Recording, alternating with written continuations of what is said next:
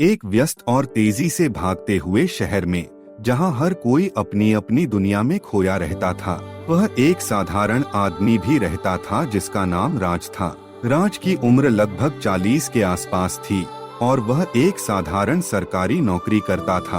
उसके जीवन में कोई विशेष चमक-दमक नहीं थी और शायद इसी कारण से लोग उसे अक्सर नजरअंदाज कर देते थे।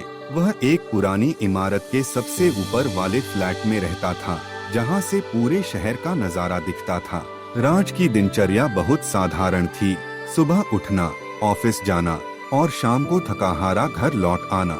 लेकिन राज की जिंदगी में एक ऐसी बात थी जो उसे सबसे अलग बनाती थी और यह बात किसी को भी नहीं पता थी।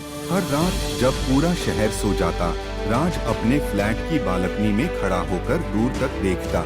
उसके हाथ में एक छोटी सी डायरी होती जिसमें वह दिन भर के उन घटनाओं को लिखता जो उसने देखा था। लेकिन यह कोई साधारण डायरी नहीं थी।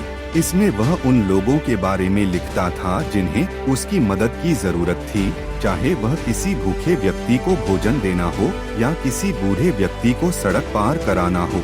राज रात के अंधेरे में बिना किसी को बताए उन सभी लोगों की मदद करता था।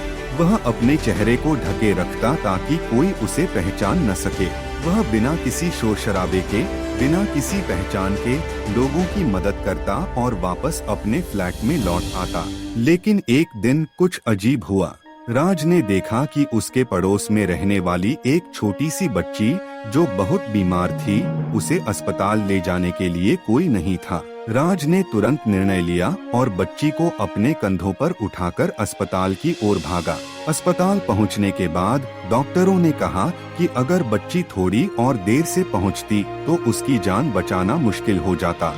बच्ची के माता पिता ने राज को धन्यवाद दिया, लेकिन उन्होंने उससे यह जानने की कोशिश की कि वह कौन है।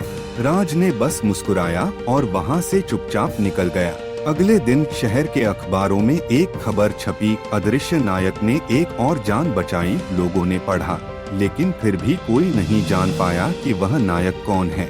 राज अपने रोजमर्रा के जीवन में वापस लौट आया, लेकिन उसके दिल में एक सुकून था कि उसने किसी की मदद की थी।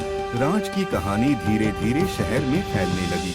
लोग अब उसे एक साधारण आदमी की तरह नहीं देखते थे, बल्कि एक मौन रक्षक के रूप में देखते थे। लेकिन राज के लिए उसकी असली पहचान वही साधारण आदमी थी जिसे वह हमेशा से था। उसने कभी अपने काम का श्रेय नहीं लिया और न ही कभी किसी से तारीफ की उम्मीद की।